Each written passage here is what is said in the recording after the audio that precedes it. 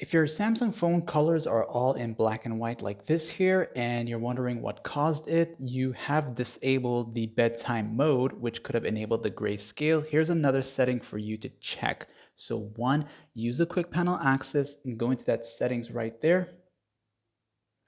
And once in the main settings of your Samsung phone, I want you to go all the way down until you see accessibility right here.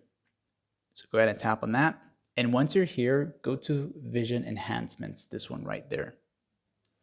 And from here on, go down until you see color correction. This is probably turned on and you don't know.